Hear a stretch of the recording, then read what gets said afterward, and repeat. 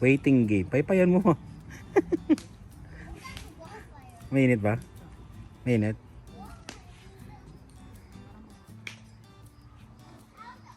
Oh, Sunday.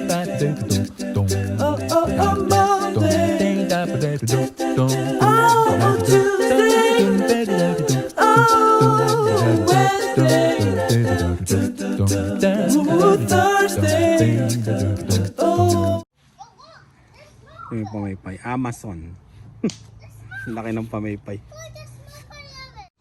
Ayan. Habang naghihintay tayo ng ulam natin na pusit.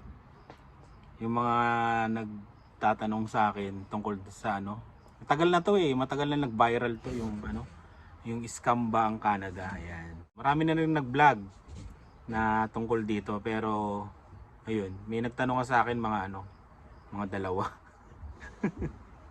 Ayan. Pare-parehas din naman, katulad ng mga sinabi ng mga ibang nagba-vlog. Parang ganun din, pero dahil may nag-request na dalawa, syempre pagbibigyan natin yan. Habang may nag-iihaw doon. Malapit na ba yan, mami? Matagal pa. Ayan, gawa tayo ngayon ng scam ba ang Canada. Ayan. Pakikinggan natin yung niya. Yung kanyang sinabi. Si yung ano ba ito, mami? Student? Hindi to. Ayun. Hindi ko alam kung student o worker no? Ayan. Pakinggan natin Una, punto by punto sasagutin natin. Babayad ka din. Ano sabi niya? Sabi niya? Naman, Teka lang. Oo nga. Libre daw ang pag-aaral dito sa Canada. Sa Pilipinas din naman libre. Sa public. Dito sa Canada, sa public din lang libre. Pero pag sa private, magbabayad ka din. Tapos yung sa healthcare naman, libre daw. Doon muna tayo sa sa Pilipinas daw, libre din daw yung sa pag-aaral sa Pilipinas. Parang katulad din daw dito, libre din yung pag-aaral. Ayan. Oo, parehas. Tama yung sinasabi niya, tama. Kasi dito, ang libre elementary to high school. Hanggang kindergarten, pre-K. Pre-K yung mami, no? Oo. May bayad yung daycare. Pre-K to high school. Yan. Katulad kay Lian, libre yon. Pero yung college, may bayad na. Ayan. Totoo yung sinasabi niya. Yung private, may bayad. May bayad yon. Yes, Lian. Okay, kay kuya. Play kay ni kuya. Yes. Dave, play muna kay ni Dylan. Ayun. Ano ba uli? Nakalimutan ko. Impromptu to kasi, impromptu. Hindi to pinag-isipan. Yan. Wala na yan, Dylan. Wala nang yan. Marshmallow. Bibili na lang tayo. Ayan. Yun, ulitin ko. Yung sinabi niya na Ulitin natin Ulitin natin. Bored na doon kasi si Dylan. Nagulo na ako. Ayan. Pakinggan na natin ngayon yung sinabi ni Kuya. Libre daw ang pag-aaral dito sa Canada. Sa Pilipinas din naman libre. Sa public. Dito sa Canada, sa public din lang libre. Pero pag sa private, magbabayad ka din. Tapos yung sa health. Ayun. Sabi niya, libre din daw yung pag-aaral sa Pilipinas. Parang parehas din daw sa Canada. Dito, masasabi ko, libre yung elementary hanggang high school, pati yung pre-K at kindergarten. Yan. Katulad ni Dylan, kinder siya, libre yon. Yung hindi na nag-pre-K si Dylan, di ba? Hindi na.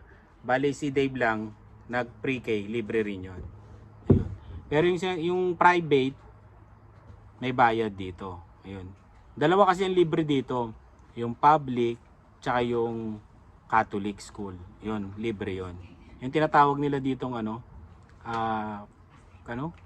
private, Catholic private, parang ganon. Ayun, libre dito. Tapos pagdating ng college, may bayad na. Tapos meron din dito yung parang TESDA, yun sa Pilipinas. Yung katulad dito, Regina Trade and Skills yan. Libre rin yun, tapos habang pumapasok ka, may sahod ka. Ayun. Tama naman, tama rin sinabi niya. May point siya doon, may point. Kumbaga kulang lang ang mga sinasabi nito, ayun, no? Hindi masyadong detalyado eh, no? Kaya dinali siya eh. May mga tama dito. Oo, marami siyang ano. Marami rin naman tama siya sa mga sinabi niya. Hindi lang siguro masyadong na ano, na elaborate niya o talagang nanggigigil. Nanggigigil yata siya sa Canada. Ayan, pangalawa. Ngayon naman, libre daw. Oo nga. Eh di pupunta ka ng madaling araw para ma-check up ka ng gabi. Para masikaso ka. Walang gagawin dito kundi magtrabaho ng magtrabaho. Oh, ito muna. Yung ano daw, yung sa healthcare daw. Pag nagpa-check up ka, libre nga daw, pero pag nagpa-check up ka ng madaling araw, gabi ka na gagamutin. Siguro ano yun, medyo mali yung pagkasabi niya doon. Kasi dito, yung inuuna yung triage na tinatawag. Parang ako, 'di ba, na-operahan ako. Nung pumunta ako sa sa emergency room, ayan, may mga duguan na doon.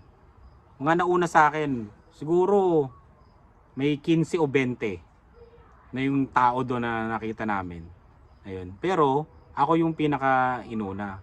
May nakita kaming may duguan na, yung may sugat na dito kasi madaling araw yun eh. Siguro yun, may away, ganon. Oh, pero inuna pa rin ako. Kasi nga yun, yung triage na tinatawag. Kung sino yung pinakadelikado, kasi appendix yun sa akin eh, 'di ba? Tapos na may milipit na ako sa sakit, yun, uunahin ka talaga, ganun. Pero parang hindi totoo naman yung madaling araw tapos gabi ka na check upin. Kasi kung hindi ka talaga malala, hindi ka talaga ma-check up doon sa emergency room kasi mga malala yung chine-check up doon.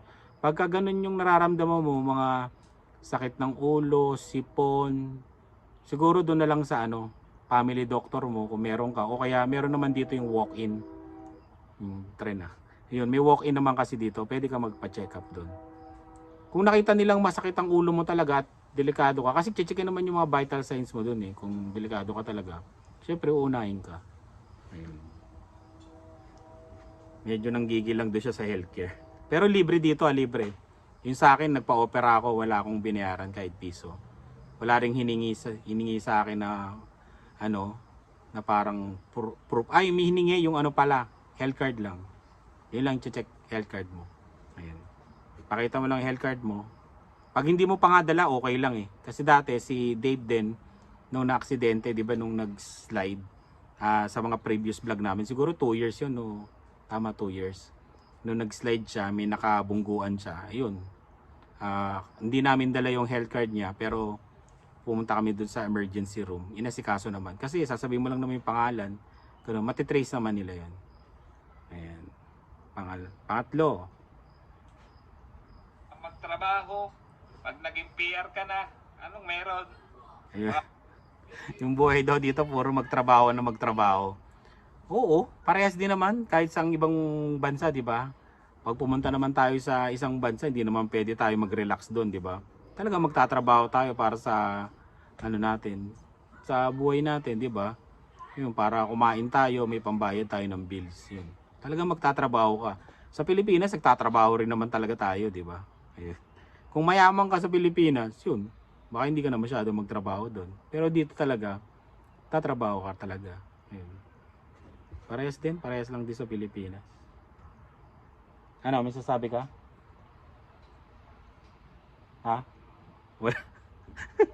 Ano? Nakikinig lang daw siya. Ayan. Nakakuha ka na ng hulugang bahay.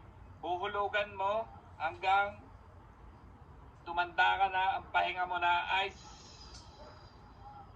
sa kabaong na pahinga. Grabe. Grabe. Ayun, tama. Parang sa Pilipinas din, di ba magkano yung bahay natin dati? Ilang years to pay?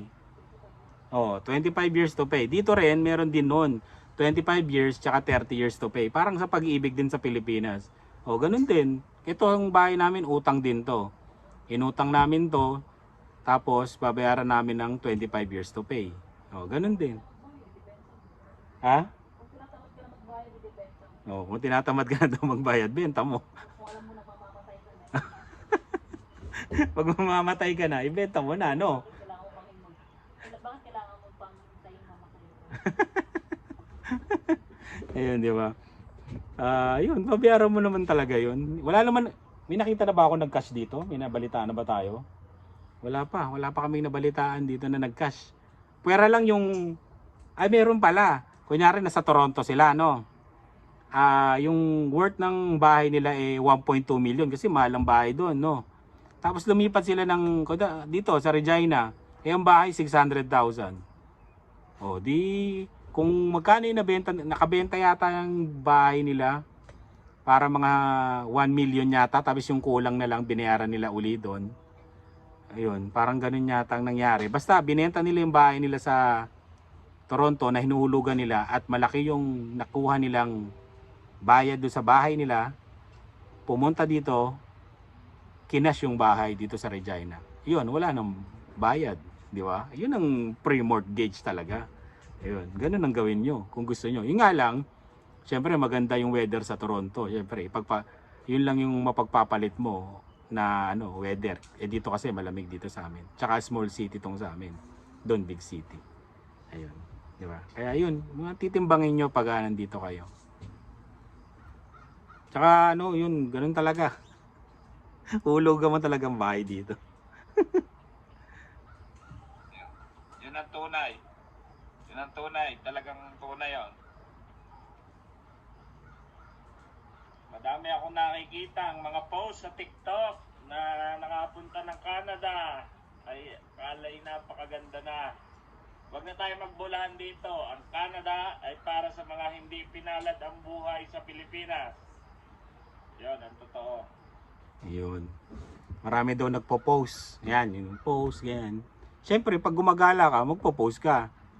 Tapos, yung iba na maganda daw ang buhay dito. Para sa akin, ano mas magandang buhay? Ikaw mami muna. Mas maganda ba buhay natin sa Pilipinas o dito? Dito. Oh, dito. Kasi nga dito, magtrabaho ka lang, mabibili mo yung gusto mo, no? Hindi naman lahat pero yung mga hindi mo kayang mabili sa Pilipinas, mabibili mo dito. Pero hindi yung mga mansyon, hindi yung mga ganon. Ano lang, sasakyan, di ba? Oh, ganon. At saka mga binabayaran mo, parang napupunta naman sa'yo ng sasakyan. Oo, ganon. Yun.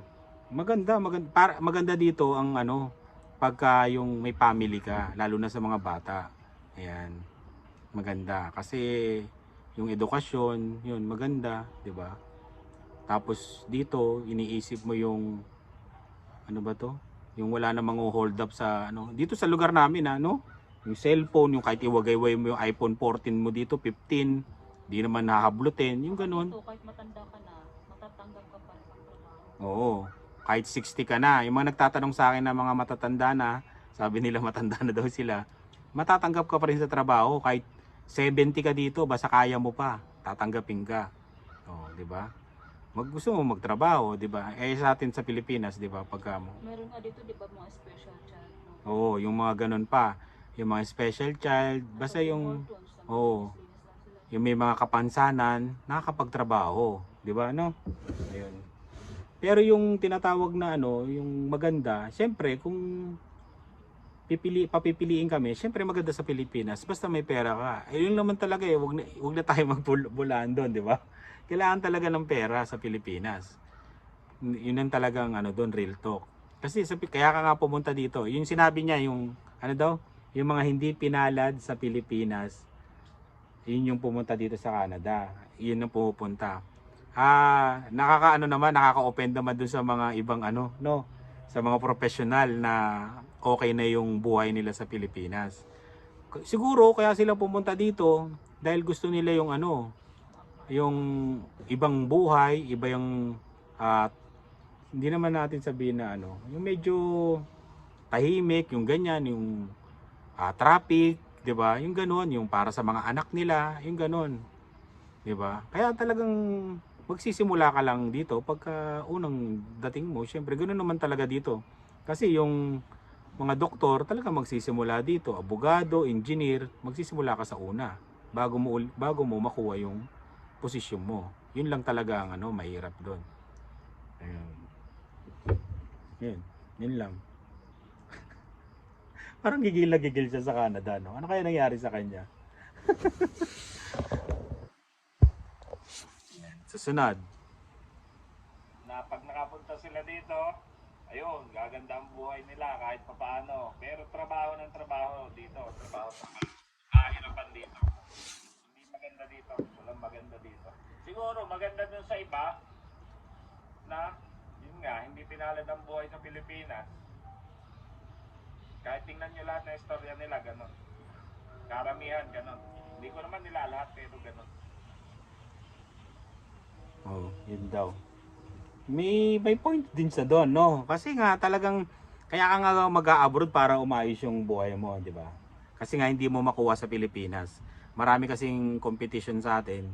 Tapos yun nga, kulang sa trabaho na na maibibigay. Kasi dito, example na lang yung bayad mo kasi ng kuryente dito sa isang araw, kaya mo siyang kitain, 'di ba? Hindi katulad sa Pilipinas, yung bayad mo ng kuryente, chunk na nung sahod mo kagad, 'di ba? Malaki. Yung ganon. Kaya yun, depende kasi sa ng ano ba 'to? Pananaw sa buhay kaya kaya pumupunta dito yung mga tao sa Canada. Oo, may point din siya sa sinabi niya, yung mga talagang hindi pinalad, meron naman talaga, 'di ba? Pero hindi naman lahat, 'di ba? Hindi naman lahat. Kasi yung iba ng mga professional, maganda na yung buhay nila sa Pilipinas. Gusto nila dito panibagong nakita nila na maganda yung oportunidad sa mga bata, ganun. Healthcare, yun ang mahalaga, healthcare. Sabihin na nating libre yung healthcare sa Pilipinas, pero alam naman natin, 'di ba, pag nandun ka, 'di ba? Pag nasa public, 'di ba? Pag nasa public ka, syempre private may bayad doon. Tsaka kahit may ipon ka ng milyon, kahit sabihin mong 3 million 'yan, 'di ba? Pag nagkasakit isa sa pamilya mo, ubos, 'di ba? Kung gusto mo sa magandang ospital, ubos, 'di ba? Mauubos. Hindi tulad dito na talagang check upin ka. Ayun. Pipila ka nga lang pero check upin ka. Pero kung yun nga yung sinabi ko na pag delikado ka, uunahin ka. Ayun, di ba? Susunod. Marami pala siyang sinabi. Nakakaawa dito yung mga student na nagbenta ng mga kung ano-ano, mga ari-arian nila para makapasok dito dahil niloko ng mga agency nila na maganda raw dito. Pero, ayun, napipilitan na lang dito sila dahil madami na nga silang utang, madami na naibenta, madami nang nawala sa kanila. Paninindigan na nila. Walang maganda dito. Ayun, totoo rin yun, no? Yung mga sinabi niya na mga binibenta yung mga marami akong subscriber, marami akong nakakausap na gano'n ang ginagawa. Ayun, talagang pag nakakausap ko sila, sinasabi ko talaga na yung magiging na desisyon nila, kasi pagdating talaga dito medyo mahirap talaga. Magsisimula ka talaga sa zero. Mga sinasabi naman nga nila yung kinabukasan ng mga bata, tapos kinabukasan din nila na mas gusto nga din nila dito sa Canada. Ayun. Kaya kanya-kanyang pananaw sa buhay talaga yan. Kanya-kanyang reason. Yun, kanya-kanyang rason. Yung sinasabi niyang walang maganda dito, meron maganda. Kasi kung walang maganda dito, ba't pa kami nandito? 'Di ba? Ba't kami nagtatagal dito? Oo, mahirap yung buhay. Sabi ko nga sa mga vlog, 'di ba? Mahirap na masarap. Kahit sa namang bansa, 'di ba? Mahirap na masarap ang buhay. Sa Pilipinas, mahirap at masarap din, 'di ba? Masarap kasi makakain mo lahat ang gusto mo. Yung mga street foods, 'di ba? Kasama mo yung mga kamag-anak mo. Pero mahirap kasi nga yung mga gusto mong ibigay sa na pangangailangan sa pamilya mo, mahirap mo makuha, 'di ba? May mga ganun talaga may mga pros and cons pag lumipat ka talaga ng bansa. Na tayo magbulaan dito. Yung pa, wag na tayo magbulan dito. Ayun, sinasabi na namin yung yung katotohanan na hindi namin kayo binobola. Ayan. May mahirap nga na masarap eh, di ba? Ayun. Pero kung mayaman ka na, ay siya.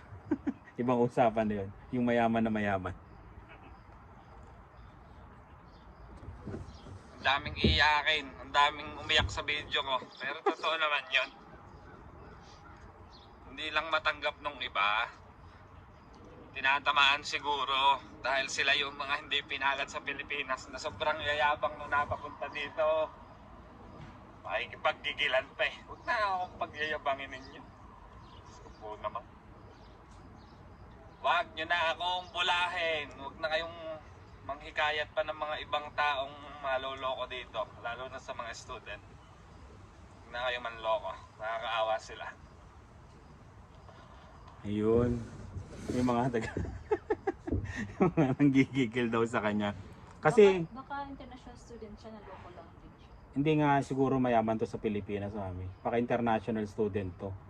Tapos pagdating niya dito, nahirapan siya. 'Di ba? Eh kailangan kasi bago ka pumunta dito, alam mo yung papasukin mo, 'di ba? Alam mo. Manood ka ng mga maraming vlog kasi wala na, ewan ko, marami na nagsasabi ng totoo dito yung buhay sa Canada na na mahirap, magsisimula ka sa zero, magbebenta ka ng ari-arian mo tapos hindi mo alam kung ano mangyayari sa iyo. 'Di ba? Parang pagpunta mo naman ng ibang bansa, parang susugal ka ng ari naman eh. Siguro alam mo na yung pupuntahan mo.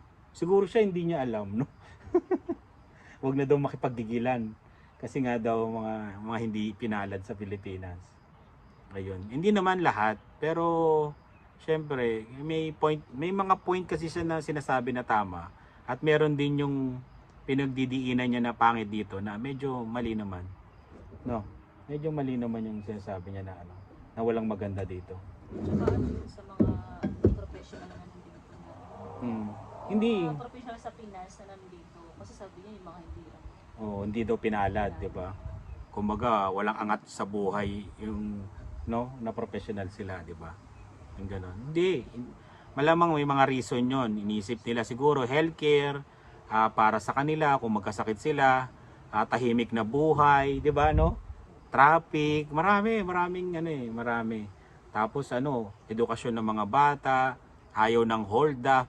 Yung ganon. Ako yun yung pinaka-ayoko. Maglalakad dyan na tas hold uping ka. Yung napanood ko sa yung sa news, di ba? Yung nakain lang, hinold up. Yung sa Imus ba yan? Sa Ginaldo Highway, nakain, hinold up. Dito wala pa ako naranasan na ganun dito, 10 taon. Dito sa city namin. Ayun. Kaya ganun. Nakakaasar lang minsan yung sa sinabi niyang walang maganda. May pangit, oo, pero hindi naman lahat hindi naman lahat pangit. Siyempre may maganda. Siyempre ba't naman kami dito titigil? 'Di ba? Bibili muna tayo ng Yossi. Ito sa Yossi niya.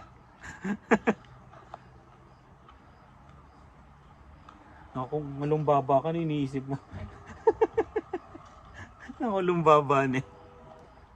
Ano na, sasabihin ni Kuya? Nabasa tayong comment sa Pinas din daw, hindi din daw gaganda lalo ang buhay. Oo.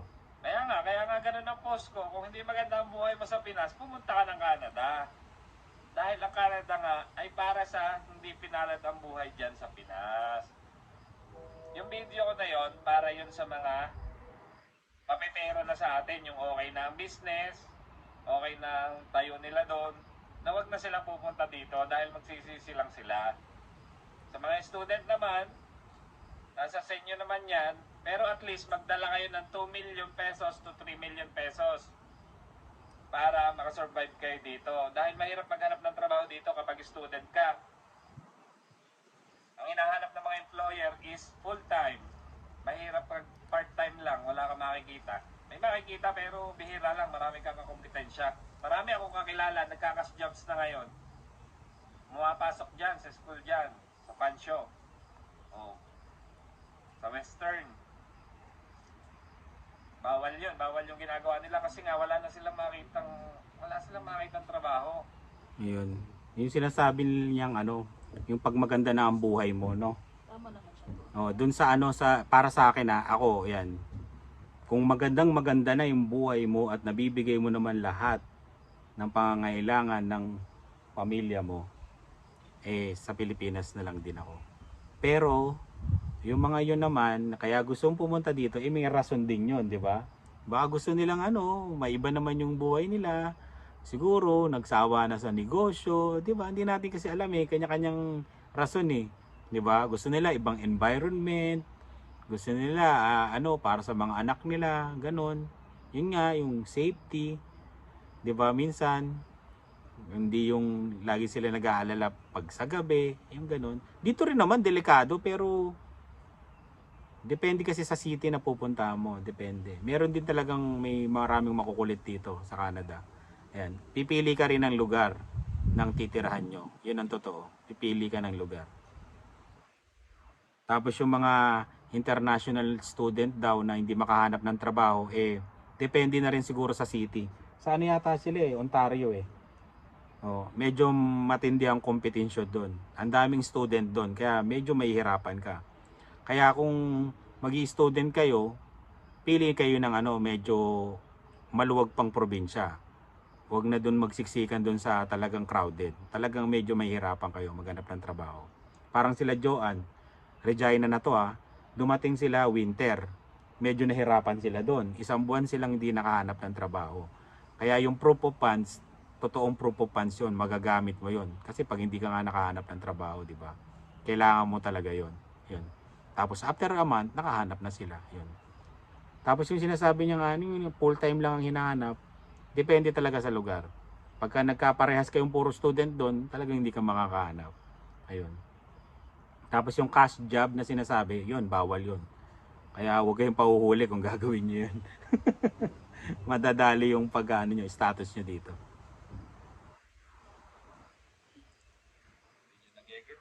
Di daw natin nagigets. Ang pupur. Ang isa pa nga ayaw ko dito sa Canada, alam niyo yun kung ano? Di ganito. Gusto nyo kasama ang pamilya nyo dito, yung mga anak nyo, makakapagtrabaho kayo. Masasama niyo yung asawa nyo, yung anak nyo. Hindi okay yung ganon. Pero pagtanda nyo, siyempre, lalaki na rin sila, yung mga anak nyo, tatanda kayo. Pagtanda nyo, yung mga anak nyo, may sari-sarili na rin buhay dito.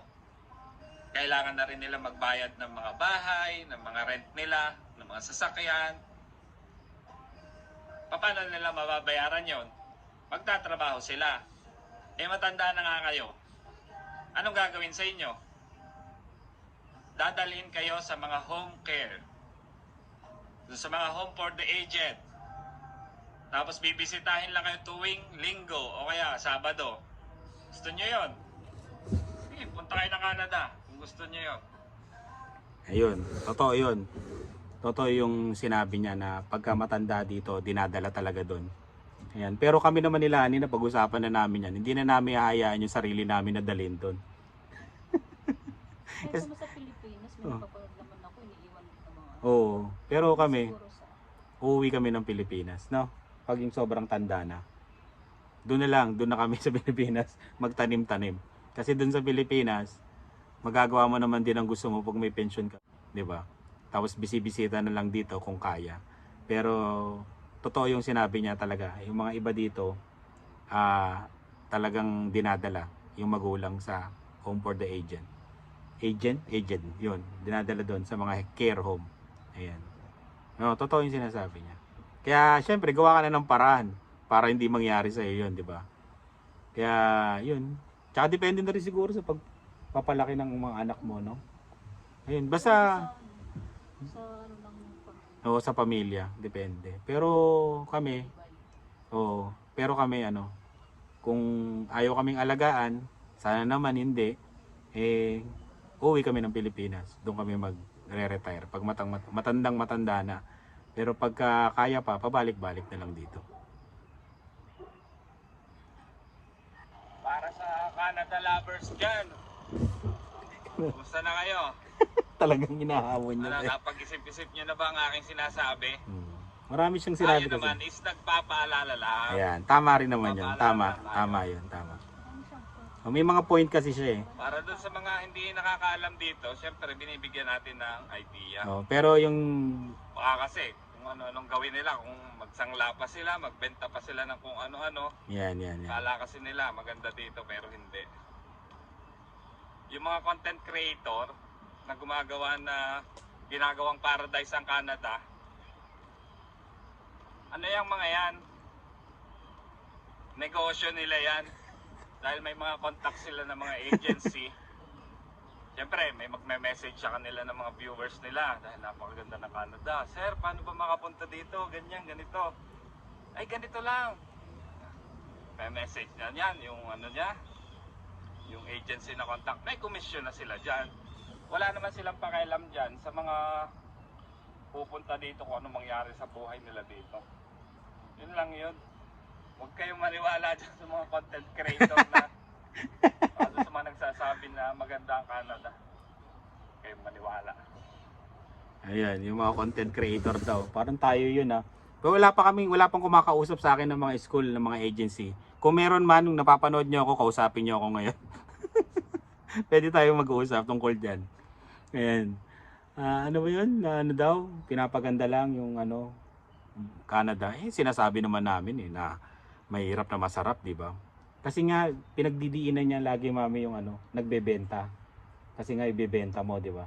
Yun nga sabi niya, parang nga daw yun dun sa, Oo. sinasabi niya para dun sa mga, may mga pera na sa Pinas na gusto pang Pumunta dito. Tapos sa mga international studio.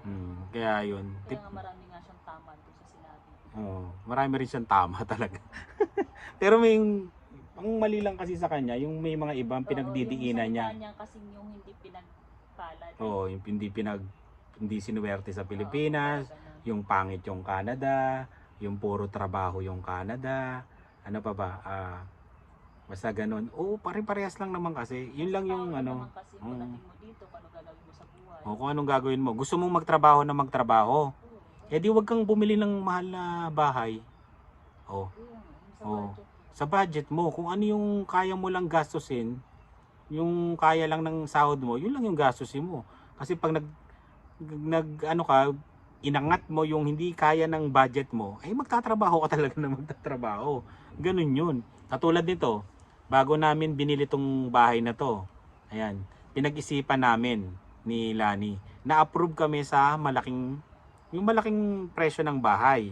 Pero hindi namin kinuha yon. Ang kinuha namin yung ganito lang. Kasi inisip ko na marami kasi ako nakikilala, marami rin ako nakikita na yung maganda yung bahay nila, pero hindi kaya nung sahod. Okay lang kumuha ng magandang bahay. Sino ba namang may ayaw, di ba? Na hindi katulad nito, di ba? Binash pa nga yung bahay namin. Pero inisip ko kasi kung mahal nga yung kukunin naming bahay, magtatrabaho kaming dalawa na magtatrabaho. Yun. Kaya ang kinuha namin, yung kaya lang nung budget namin. Kaya sabi ko nga yung bahay na kukunin ko, yun yung pag gusto kong umabsent, pwede. Pag gusto kong gumala, pwede. Yun yung napag-usapan namin ni Lani. Ganon. Hindi yung lagpas sa budget namin at magtatrabaho kami na magtatrabaho. Yun yung siguro yung sinasabi niya na yung trabaho ka ng trabaho. Kasi marami talaga dito ganon. Yung kunyari, sumobra talaga sa budget lalo na sa bahay. Lalo na ngayon, yung interest rate, grabe na interest rate. Tapos pag kumuha ka pa ng variable, grabe na. Hindi ka na talaga makakagala at hindi ka talagang maghahanap ka ng trabaho ka talaga. Lalo na pagka mababa lang yung nakuha mong minimum. Mababang minimum, basta mababang sahod. Siyempre, talagang kailangan itama mo doon sa sahod mo. Hindi yung angat doon sa sahod mo, ay talagang magtatrabaho ka. Talagang puro trabaho ang gagawin mo. Tingnan nyo. Lugi na agad ng mga 7,000, Ay, ganyan. napas forward ko. Oh, yan, Sabi niya, sampinit. May mga nag-comment, bakit nandito pa daw ako, bakit hindi pa daw ako umuwi. Ito, kahapon nga, tingnan nyo. Binenta ko na ang sasakyan ko dahil uuwi na nga ako. ayun. Yan, binenta ko na Ayun, uuwi na daw siya. Yung mga nag-comment sa kanya, bakit? Ewan ko kung nakauwi talaga siya. Di ba? Hindi natin alam eh. Kung nakauwi talaga siya. Update nyo nga ako kung yung mga nakakapanood dyan kung nakauwi talaga ng Pilipinas. Di ko alam yung TikTok nito eh. Ayan. Siguro talagang ayaw niya na ng buhay Canada, di ba? Ayun talaga, ganon. Napagod siya sa buhay Canada. Dito kasi mapapagod ka talaga dito kung ilalampas mo yung sahod mo sa basta kunyari bibili ka ng maraming gamit, maraming gadget, kung ano-ano. Tapos pag bumili ka ng bahay, yung bahay mo mahal, sasakyan mo mahal, talaga magtatrabaho.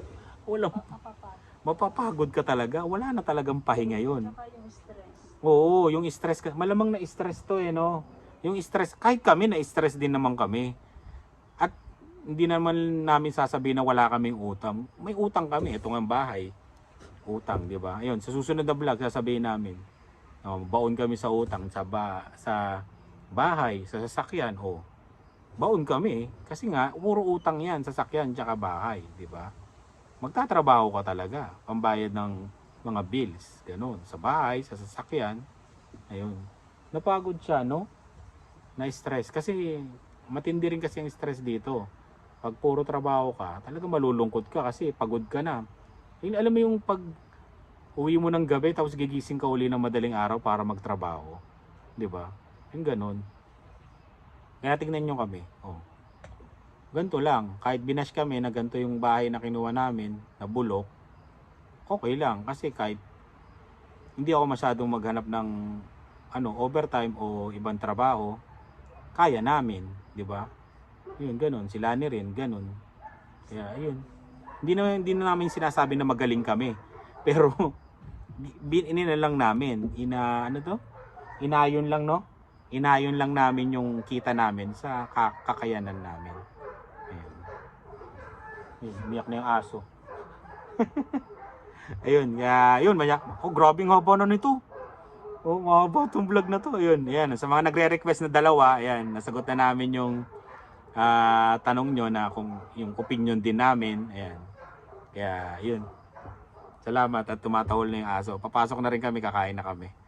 Ayan. Maraming salamat po sa laging panonood. Salamat po talaga. Alam namin na busy kayo.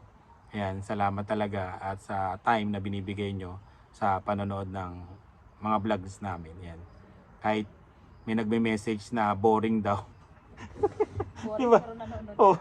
Boring tapos puro daw ako kayabangan. Ayan, ang dami. Ayan. Maraming galit sa akin. Yan. Hindi ko alam bakit. Galit na galit. Yan. Nanonood pa rin niya. Pero updated. Galit na galit. Yan. Galit na naman yon sa akin. Galit na naman. Yan. Maraming salamat sa iyo. At least nanonood ka. At least tinapos mo tong video na to.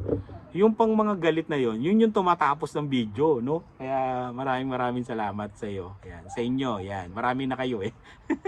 Ayan. Maraming salamat sa laging panonood. Dumidilim na. Ingat po kayo. Si Lani tulala na. Iniisip po pa yung video. Ito pala yung inihaw nyo. Itong ulam namin. Tapos may tira kaming adobo. Yan. Kain tayo. Yan. Ingat po kayong lahat. Tuloy lang yung pangarap sa buhay Canada. Kung kailangan nyo ng kausap, message lang kayo sa Facebook page namin, Carino Family. Bigyan ko kayo ng insight. Ganon. Sasabihin ko lahat ng totoo. Walang halong yun. Wala lang masamang mag-try. Kung pagod ka na, hindi umuwi ka na. Oo, kung pagod ka na dito, edi uwi ka ng Pilipinas. Kung Ganon. magustuhan mo, edi Oo, try nyo. Ganon. Try lang. Pero kami, dito na kami. Pero syempre, sinabi ko nga, pag marami kaming pera, di sa Pilipinas kami. Di ba? Ganon.